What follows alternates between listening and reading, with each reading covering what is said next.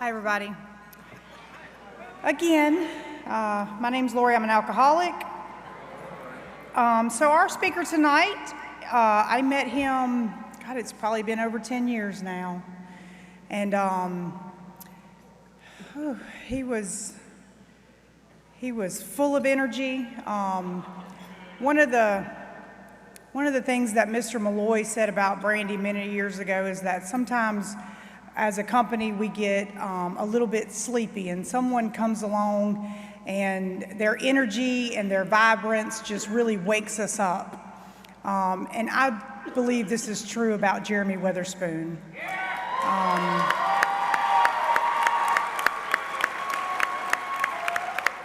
We have been on a journey together for the last 10 years in Louisiana and afar, the surrounding states. And he has really just changed the life of Oxford House in our state.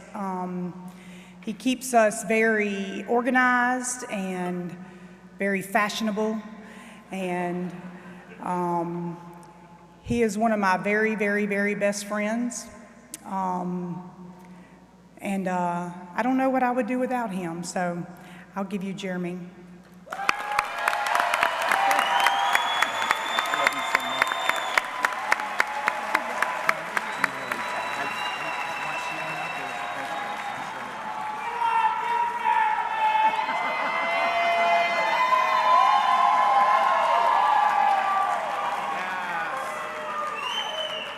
It's not the time in the story that I cry yet, guys. Stop.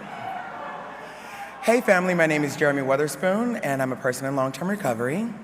What that means for me is I haven't made an excuse to use since April 5th of 2013.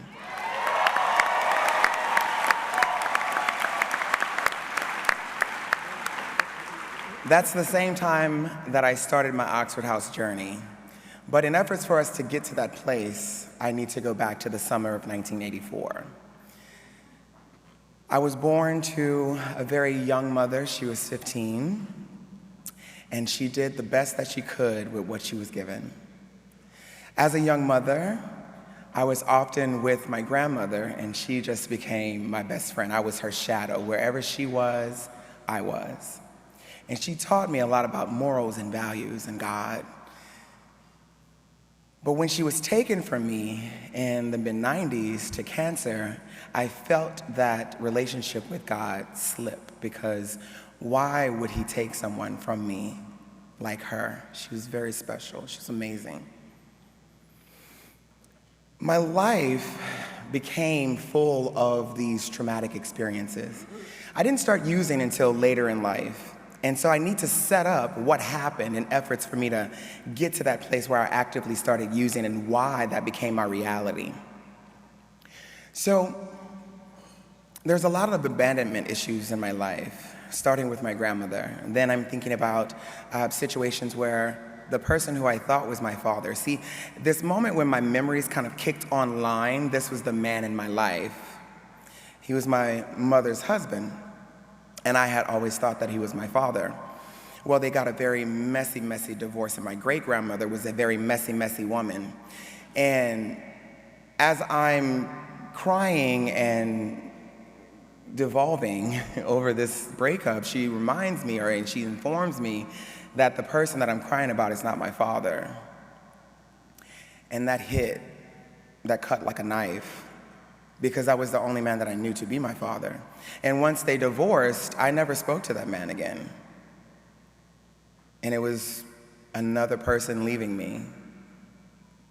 And I'm not really sure where that happened or when that happened. I don't know if my grandmother left before he did or vice versa. I just know that there's people leaving me. So I decided to get closer to my family and get closer to my uncles. My uncles were there to protect me and take care of me. Unfortunately, one of them molested me. And I started to build a really poor relationship with my body and how I used my body. After that, I met my actual father, and he was disgusted by me. And so I was longing for love from him that I actually never got. And I never really felt like I fit in. I'm from a very small town in Louisiana. There was sugarcane fields in my backyard, sugarcane fields in my grandmother's backyard. My great-grandmother worked on a plantation when I was born. And I never really felt like I fit in. I was always the odd one out. And so I put myself into my books, I put myself into athletics, and I just wanted to be the best at those things because that was something that I can control. And as a result, I was able to go to the Louisiana School for Math, Science, and the Arts, and I was able to leave that small town and go to high school on a university's campus. And I got away, and I started to learn more about me, and I came to the realization that I'm gay. Well,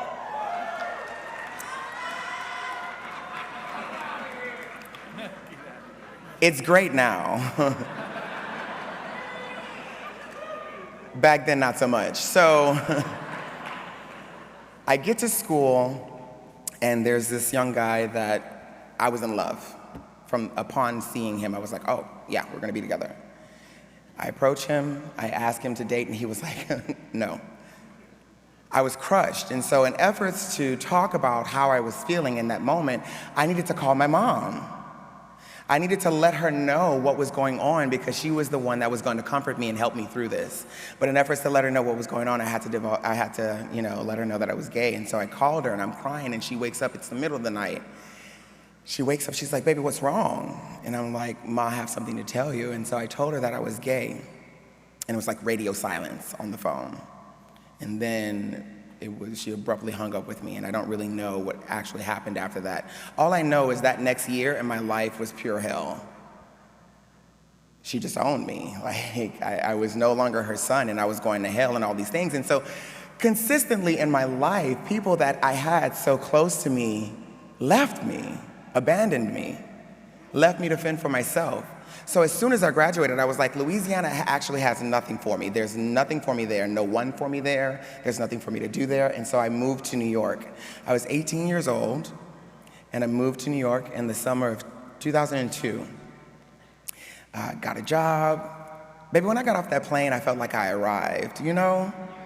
You just know how something's waiting for you, and you get there, and you're like, yeah, this is me. Yeah, this is it.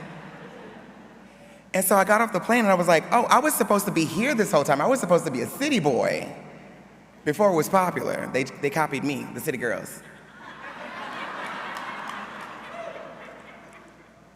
And so I'm making my way through New York. 2003 hits, and I get really, really sick in the summer of 2003.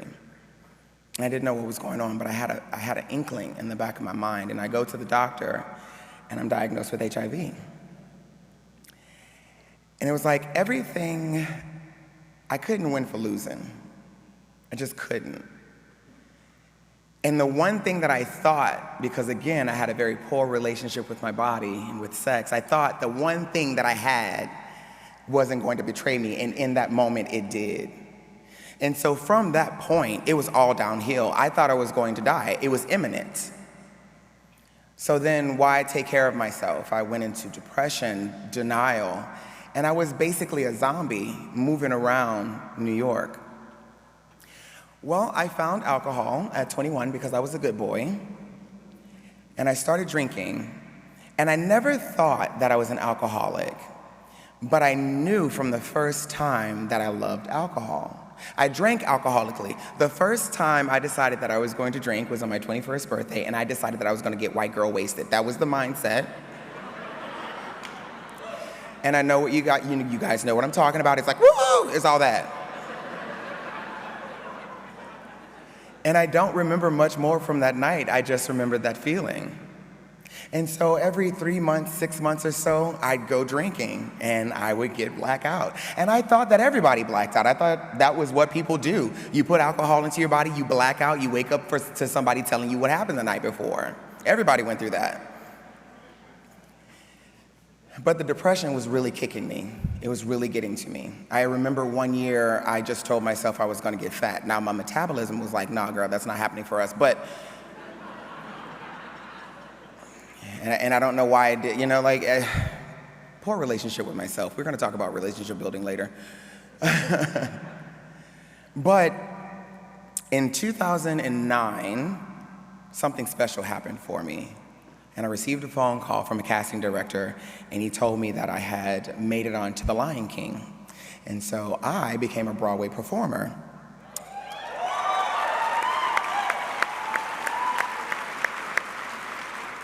I forgot to tell you guys, that's the reason why I went to New York. I went to New York to dance. Yes, Queen. I went there to dance, and so this was the dream job. This was the job of a lifetime. I was like, nothing is messing this up. I'm on cloud 9. So I go out on tour, and I remember this very clearly. I was in Costa Mesa doing something I had no business, and I ended up at this guy's house, and if I knew then what I know now, I would have known that he was a meth dealer. And he asked me if I smoked, and I was like, I smoke a little weed, but I'm not black enough. And he was like, it's not that, it's this. And so I smoked it, and immediately I was launched. I mean, I had never felt so clear. Life had purpose and meaning. It was amazing. I was like, oh, this is what I was missing. It went very quick and it went very fast. I don't have many, many years of drug use and alcohol abuse in my story. It went really quick and really fast. Because much like you, I'm very impulsive. I like taking things to the extreme, so I'm not gonna do a little bit, I'm gonna do a lot. The first time I bought some, it was an 8-ball. That's just what I saw in movies. I was like, that's what you buy an 8-ball. I didn't know what to do with said 8-ball. I had it though.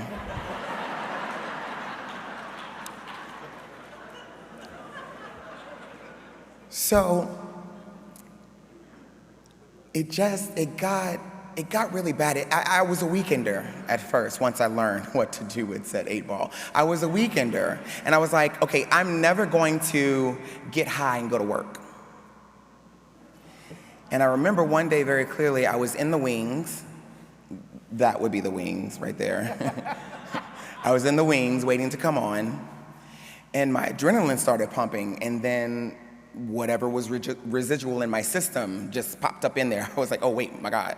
But it was my time to go on, and so I went on. And in that moment, I'm dancing, I'm performing, I'm under these lights, I'm in front of these people, and I'm high on stage. When I get off stage, one of my colleagues was like, you were amazing.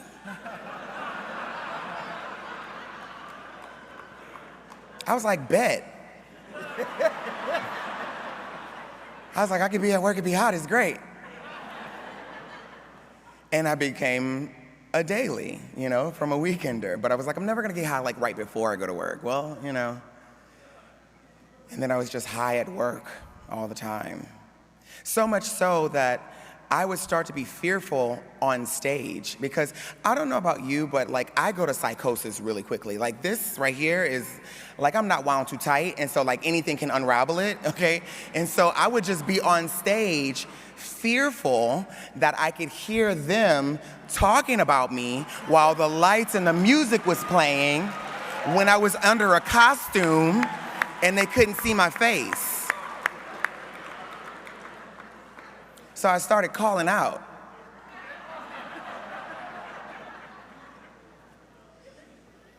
And of course I have chronic back pain, like one does. So I went out on FMLA, and my doctor's giving me Percocet. Now, I have loyalty, okay? I don't like to cheat, you know what I mean? And so when I ran out of the Percocet, I was like, oh, I'm out. And I went back to meth, and it didn't help. So I come back from FMLA, everybody's welcoming me back. They're like, oh my God, this is gonna be amazing. Mind you, I used all through FMLA. So imagine being dehydrated, being hungry, just 0% body fat, trying to have a physical therapist work on those chronic back issues. That went really well for me. So I go back out, I go back on stage, and I'm like, oh, we're gonna change my life. It's gonna be great. For a month, 30 days, I was good, because I was like, I have something to prove. 30 days happened. I went back to exactly doing what I was doing. I remember we were in Toronto. Yeah, you don't pronounce that second T. We were in Toronto. And I got really sick again, right? And so I went on FMLA again. And so I was like, in efforts for me to get over the sickness, I have to use more. See, I never really took care of the body. I was like, it's just, to be honest, I wanted to die. Like, if I'm being honest. I didn't think that I deserved to be here. And my life is full of cognitive dissonance, right? Because I was selfish and self-centered, but I was also self-loathing and self-deprecating. Notice all of it was about self, though.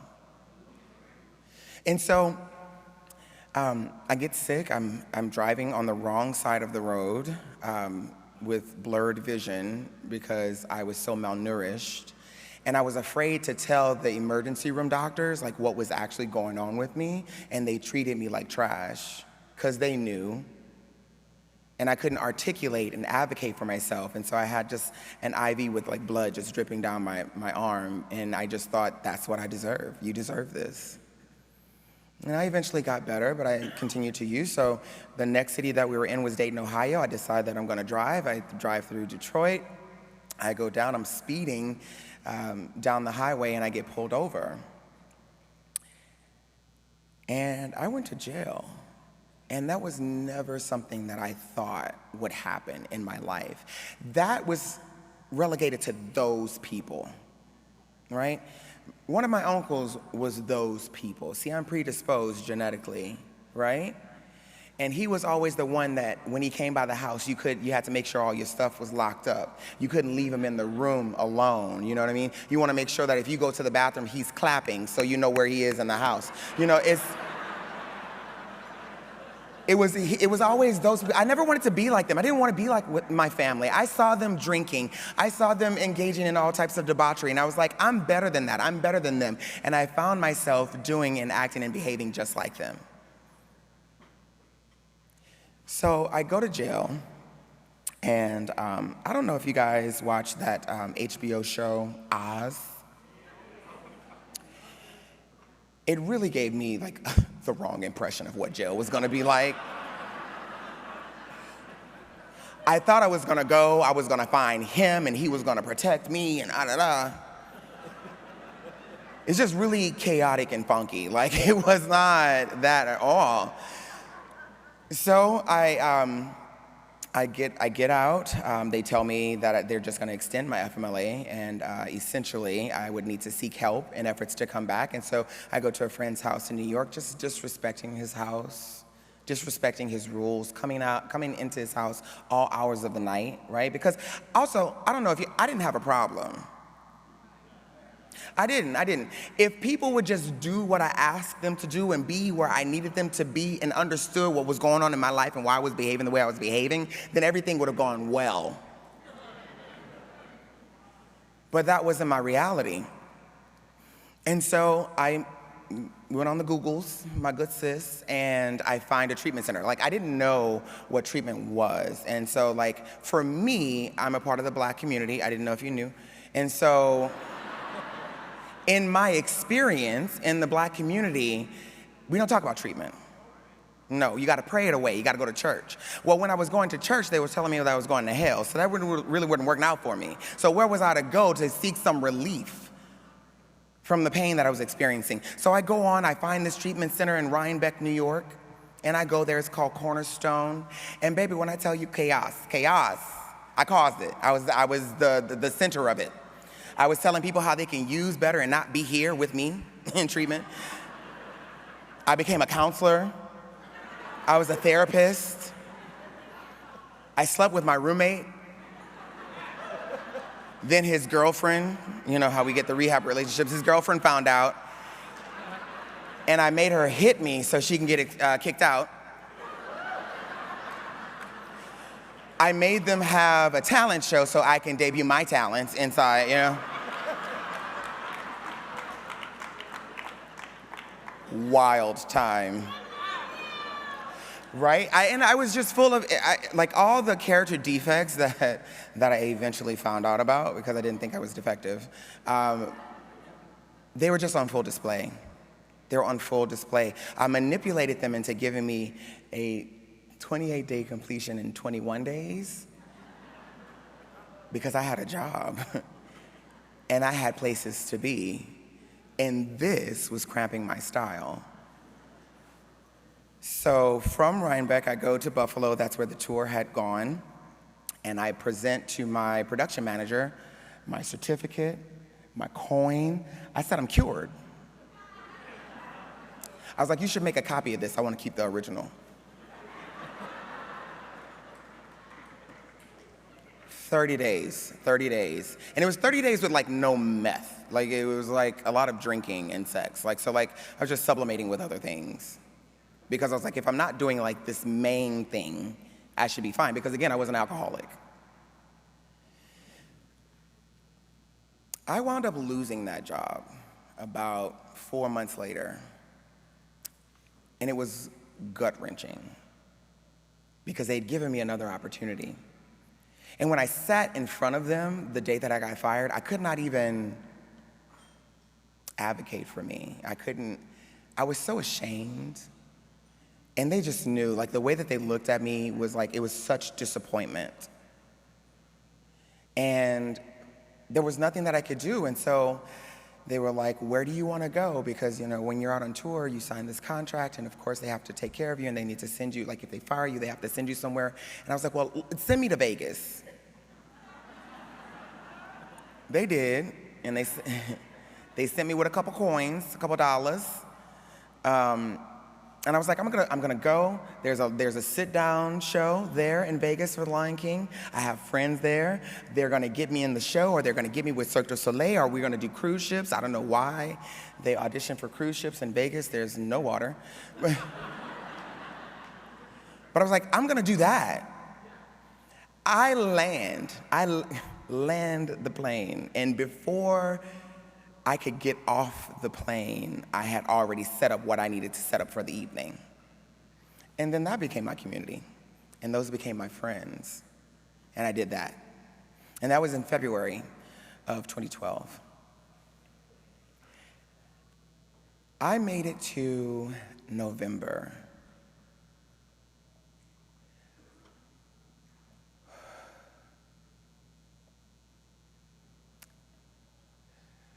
It was the week of Thanksgiving, and I was at the house by myself, and I didn't want to be here anymore, because I was so tired. I was exhausted.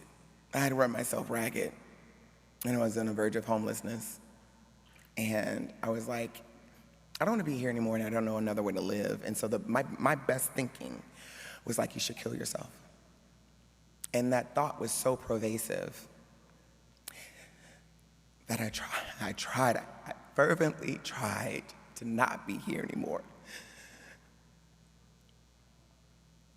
And when I woke up the next day, I was so pissed. Because I was like, it's just something else that I can't do right. It was another failure of mine. But in that psychosis, because always when I was in psychosis, it was nothing but negativity. Like the voices would never tell me anything nice. In this one moment, this one voice out of all the others told me to go home. And I knew exactly what that meant because I hadn't been to Louisiana since I left. And I went home. And that's where I got some help.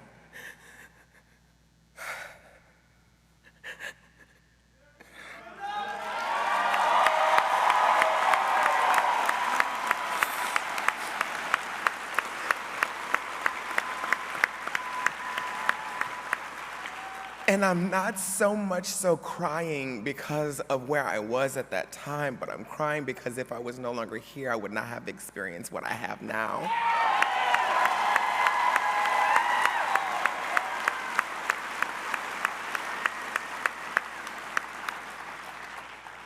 Sometimes you have to mourn the loss of your old life so that you can appreciate the current one. And so I went to New Orleans. I went to treatment in New Orleans. And I had so much willingness when I got there. Ooh, willingness is fleeting. I needed help, and they said they were gonna help me, and I was there, and then I ate like 3 times a day, and like I slept good one night, and the next day I was like, oh, I could do this by myself, and I don't need y'all. So they're like, no, you have really good insurance, so you're gonna stay. And I did, kicking and screaming. I was still chaotic, but they did not give up on me, and they did not allow for me to live in that chaos. And they let me be me, and they told me about myself, and they held me accountable, and they told me about my traumas. And then they let me sit with those. But like 2 months in, because I stayed there for 90 days, 2 months in, I found a boyfriend.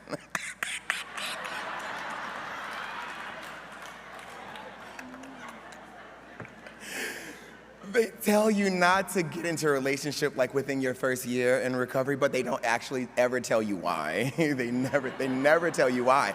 Like, I need to know why. I'm gonna find out for myself. So I was like, oh, he's gonna love me and he's gonna take care of me, and he was daddy, you know, so I get out, I graduate, y'all. Like, I was like, ooh, graduation, love that. So I graduate. And he comes down, and we drive to Phoenix. So for any of you wondering, this is why I have a 602 area code, because I met him, and then I moved to Phoenix. I left my entire AA community. I left everything that I knew about recovery, and I went to this place where I didn't know, and I only had him. It wasn't more than 2 weeks, y'all. Like, it was 2 weeks. I had unpacked because me and my 1997 Mercury Mountaineer, like, it was packed. That was my house, right? And so I had unpacked my house into his house. And then 2 weeks later, I unpacked that house back into my house. And then I drove back to Vegas. Now, this may be a controversial opinion, and it is in my experience. So take it for what it is. My relapse was a choice, because I drove from Phoenix to Vegas, and I could have made a different choice. I could have called somebody, but I was determined to do what I wanted to do, and I needed to get over the way that I was feeling. The way that I was feeling, right? The only way that I knew how to do that was by the coping skills that I had made over the last 3 years, which was by using meth. I went right to my dealer's house, and he said, you sure you want to do this? I was like, I don't know why we're still talking. I have money, you have meth. Like, why? Like, I didn't come here for that. I could have called somebody else. Like, I didn't. 24 hours, immediate psychosis. He kicks me out. It took 1 week, and the reason why it took 1 week is because I was unemployed. This will be important later, but I was unemployed, and I was accepting unemployment, and so I had to wait that week to get my unemployment check to put gas in the tank to get back to Louisiana. Because it was not more than 48 hours after using that I wanted to kill myself again. And I was like, oh, no. Because I assure you, like, any program that you work will ruin use for you. So I was like, I know better. I know what to do. I didn't do that. I didn't use the coping skills. I didn't use the toolbox, none of that. So let me just go back and do that. And so I moved in with my mom for like a day, because no, y'all, I hadn't worked on the relationship, you know what I'm saying? Like, we worked under work, no steps. So I was like, I can't live with her. And so a friend of mine said, you should move into an Oxford house. I was like, what's that? That's why it's important, right? To propagate the Oxford House name by public education and going into treatment centers, jails, institutions, to let them know that we exist, so that is an option and a resource for those that are in treatment at the time. Well, I go to Oxford House South Shore with everything that was in my mobile home. I get to the door and I'm literally on bended knee. Like there's nothing else. Like I have nothing. I sold everything else. Like my prized possession was a 32-inch flat screen television with a big back. So I sit down. The interview was, don't do this, y'all, please. The interview was, oh, I know that guy from AA, he's good. And then I was in. So my house was chaotic, okay? It was a decade ago, like it's much, when I was there, it was much better. But I get there, and it's truly, I tell, when I was an outreach worker, I would tell my residents all the time, my house was an absolute mess. But you don't have to live in a mess because you can make a decision to assist that house get better, right?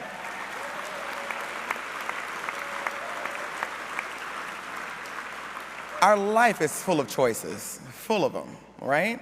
And so I, still in my deep depression, like the first 6 months of my recovery was pure hell, pure hell. I wasn't doing anything for myself. I wasn't doing anything for my recovery. I barely had a job.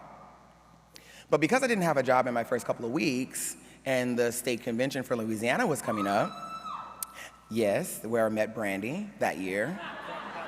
Crock Pot Posse, yes. You remember. They were like, if you go to the convention, then we don't have to pay chapter dues next month. I was like, bet, I'm gonna go. And I go up there and we have the best time. We were engaging in a lot of debauchery. I don't know why we went to like a pet store and bought crickets, but it wasn't the right crickets. Like it was the crickets that like other animals eat, not the cicadas that actually make noise. So it was just a mess in the room. We wanted them to like hear crickets at night and like wonder where it was coming from. Didn't work out. So we were crazy. You know what I'm saying? We were a mess. And so that's also too another reason why I love to meet my residents where they are, because I remember where I was that early in recovery, still operating in a mess. But I wanted to get better though. I needed somebody to love on me and to hold me and to hug me and to kiss me and keep me until I can get better. And that's what I found.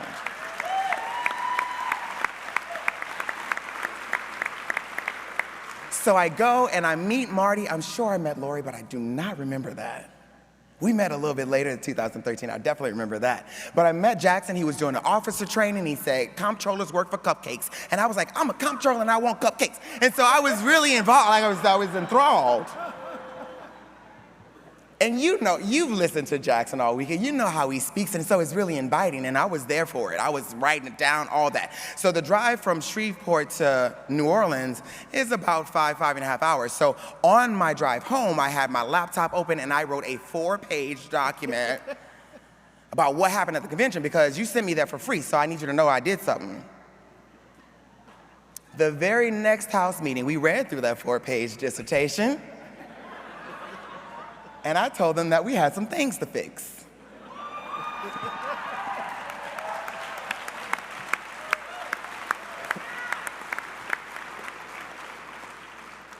Now we're gonna get into fixing those things in a moment, but I wanna talk about fixing me. I finally started, after 6 months, I finally started my actual work in recovery. Right? Because for me, abstinence requires nothing. It's literally doing nothing. Recovery required me to work. Right? I had been unemployed so long, I forgot how to work. So I got a sponsor, because that's what they said to do. Bear with me, Kathleen. So the first sponsor I got was because he was cute. Don't do that. Don't do that. The second sponsor, though, he had something I wanted in life. He just maneuvered through the world with some ease, and I was like, how are you doing that? How do you speak with such serenity? How do you find peace And so he worked with me through the steps, and he said, you know what, you're really poor at building relationships. Told you I'd circle back to that. And he's like, well, let's work these steps in that way. I want you to work 1, 2, 3, building a relationship with a higher power. And I'm glad that it didn't say God at the beginning in step 1, because I know that I would have hightailed it out of there. But I could see where my life was unmanageable. That was very evident. But I couldn't see the powerlessness. And it was because I'd been told my whole life, I'd been bullied my whole life, I'd been taken advantage of my whole life. And so when I heard powerless, I heard that I was nothing. But then he said, well, when you introduce any substance into your body, can you then decide how that day is going to end, how you're going to behave, how you're going to impact someone? I was like, no. I was like, you're powerless. I was like, I could see that. I could start with this. And he was like, this is the one that you have to do 100% right. That's what he told me. Every day, I have to know that I can't use or drink. Later on, I realized that I could use, but I'm choosing not to. Yeah? Because when you make that choice, when you take on that responsibility and you hold yourself accountable, you no longer feel like you're missing out on something. Okay? Like when someone, you can't go in that room. We told y'all all day y'all couldn't go through these double doors and y'all wanted to fight. So you know,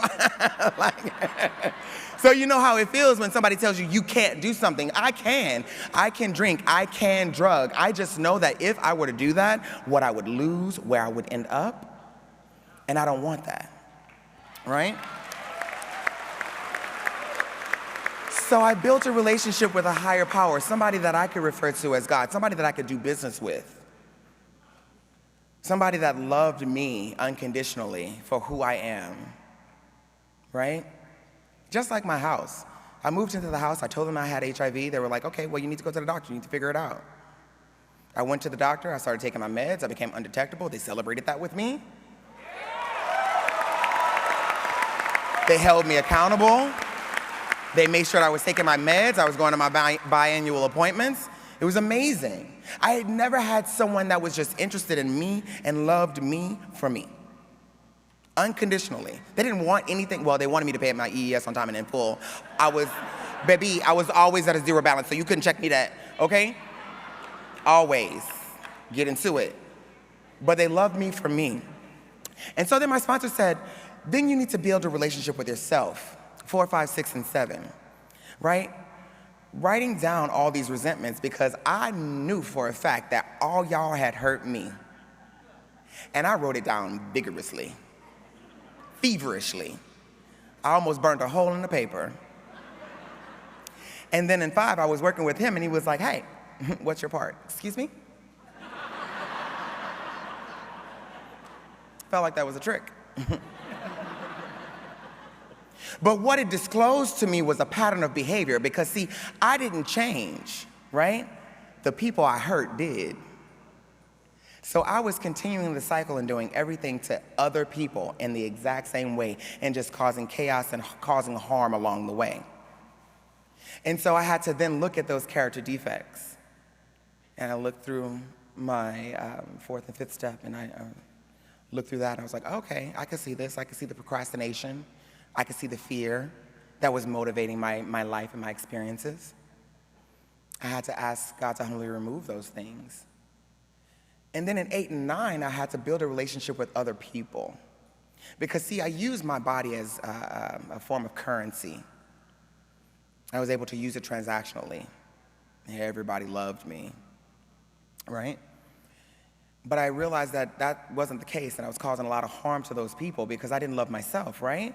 And so I had to write out that list, and then I had to become willing. See, it's only a willingness that you need to fix the things that you've done, right? And it's not to say I'm sorry, because I was good at that. When I said I'm sorry, it's so that I could change the way that you felt about me, so I can continue to use you.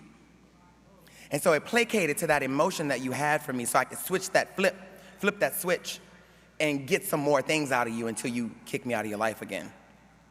And that friend that I had harmed back in 2014, just traipsing throughout his house while it 11, when I was traipsing through his house, going get high and disrespecting his house. In 2014, I was able to make that trip back to New York and offer him amends and ask what I could do to make that right. And being that he had been a part of an anonymous program in the past, he said, I just want you to stay this course because I like what I see, right?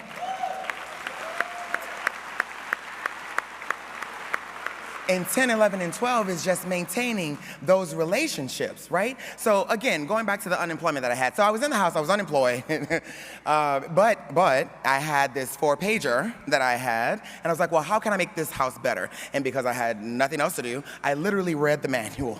I was like, oh, okay, great, this is some good information. I know y'all don't know about this because my charter, right, was like under the couch. They were like, well, what if I want to bring my girl over? I was like, well, you probably don't want to live in an Oxford house. So, like we have a charter for a reason. I'm going to post it up. So I posted up the charter. I was like, boom, Oxford House South Shore. We repaid the loan that we had when we flipped it from a women's house to a men's house that I had no idea about. I went to a chapter meeting for the first time. They were like, ending balance, $1,500. I said, where? I said, we brought the check. They said, oh, no, there's chapter dues. You haven't paid a loan since you flipped. I said, oh, no, we're going to fix that. I gave him that coin. The next meeting, we opened up a savings account in that house so we can have a prudent reserve so that if something were to happen, we can rely on ourselves to get ourselves out of that hole, right? I became an active part of my chapter because I was seeing positive change in my house. I was like, ooh, so maybe I could replicate this change in everybody's house. I went about that the wrong way. It's fine. It was Lori will tell you, baby, this process has been all about learning. It's been a learning process this whole time because I too was not hired when I interviewed for Oxford House. I remember that day very well. We were in the late September, early October. We went over to Oxford House de la Marguerite. We sat in the back room. We had a very nice conversation. I was selling myself, baby. I could sell ice to an Inuit, okay? And so I didn't get the job, but no. I was like, okay, maybe I'm not ready. So how can I throw myself into service and become ready? And simultaneously at that time, another job offer was presented to me somewhere else where I stayed for 4.5 years, right? And that job allowed me to work for Oxford House voluntarily. Anytime something happened, Lori needed me, I'm out, I'm gone.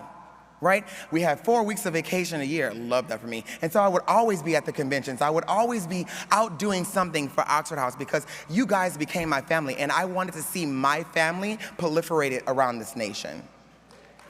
I wanted to give of myself because it was so freely given for me. And so then I became my state association chair. I know JJ's in the room. That was the state association chair right before me.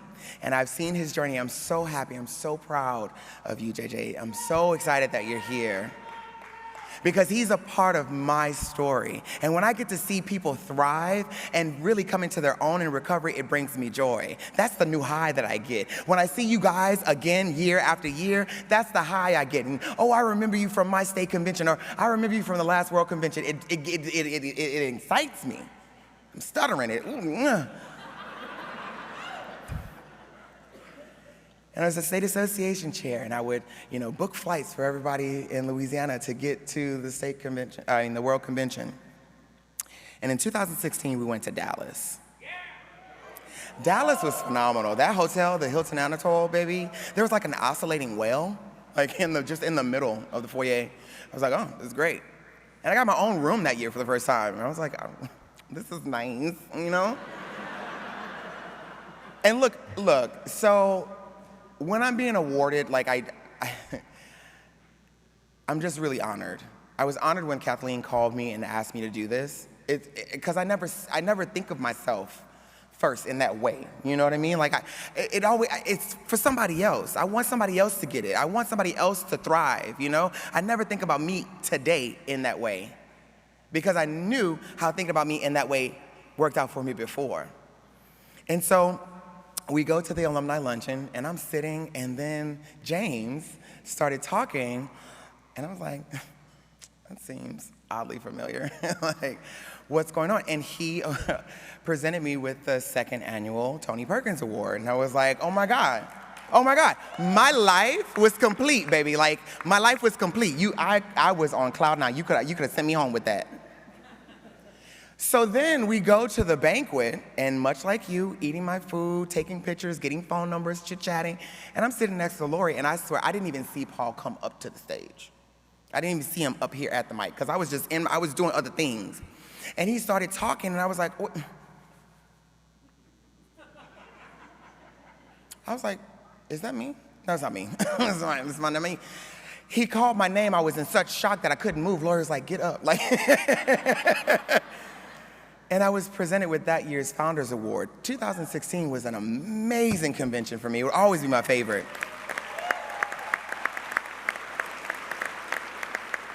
And that just pushed me more into service. It just pushed me more into service. And I was able to meet Ivory and Curtis and all these Mark and everybody.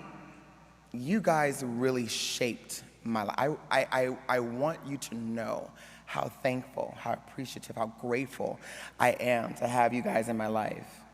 Because you pushed me to be better. Even when I didn't necessarily want to hear what you had to say because it hurt, I know you weren't trying to hurt me. It's a different feeling. You're trying to motivate me. You're trying to hold me accountable. Let me see, because I'm in the movie, so I don't see what's happening on the screen. You guys are able to watch the movie, and you're able to point out where I've fallen short, and you can help me overcome those things, because every time one of these individuals told me something, they were right along walking with me to fix it. They didn't make me fend for myself in efforts to do that. That's what I have here with Oxford House. I will never leave. It is in my blood. It's in my veins. I don't care what happens, what job I have. I don't plan on going nowhere, no, Kathleen. Now, I'm never leaving because you loved me when I didn't love myself, right?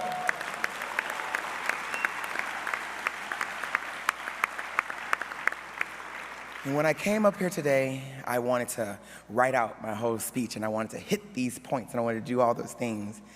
And I just let go and let God. Not I, the Tiger Bay. One of my friends, Ed, who spoke last year, he's like, just go up there and just be authentically you and just give them what you got. And I was able to come here and just lay it bare, because even though I'm still healing, I feel recovered. You know, like they talk about it in the big book. It actually says it. We can experience being recovered. And I feel that because, again, it goes back to those choices. I know that I could use. I know that I could drink. I lose my job. My support system loses faith in me. Notice I didn't say I lose my support system. They lose faith in me, right? Because now I lack integrity. I'm no longer maintaining my commitments. I'm no longer maintaining my insurance, my home, my car. There's so many barriers between me and my next use. It's crazy. And if I go through all those barriers to use, baby, I needed it. Like, it's so many. I would have to knock down so many walls to get to the next use. It's wild.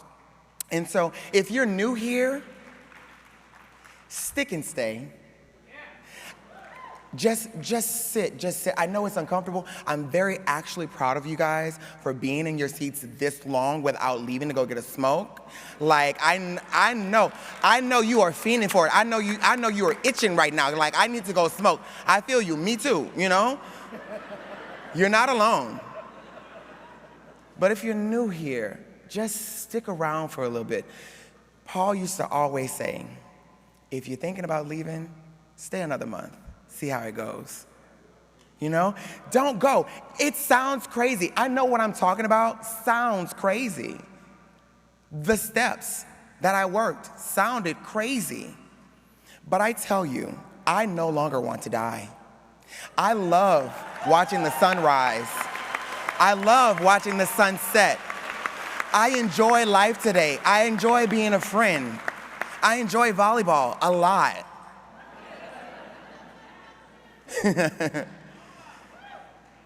I love the relationships that I've built. I love the relationships that I've repaired. My little sister is amazing. I'm still working on my relationship with my mother, but she's coming along. We're trucking. We're going to get there. We're going to get there. But whatever you do, because this is the first time that I've actually stood in front of a group of 2,300 people since I was on the stage when I was performing on Broadway. And so this experience for me is very cathartic because I didn't think that I could do it again. I didn't think that I could do it again. And I actually auditioned for The Lion King in DC, so it's a full circle moment for me. So just know, if you take nothing else from here, that you are loved, you're deserving of love, and you're in a home of love. So let's make it a loving home. I love you guys.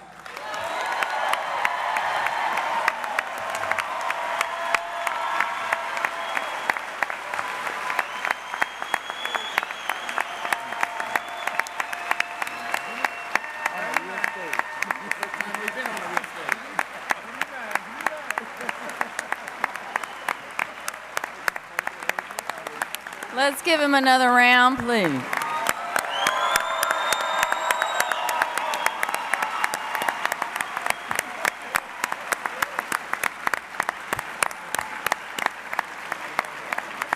Wow, wow, wow, what an amazing evening.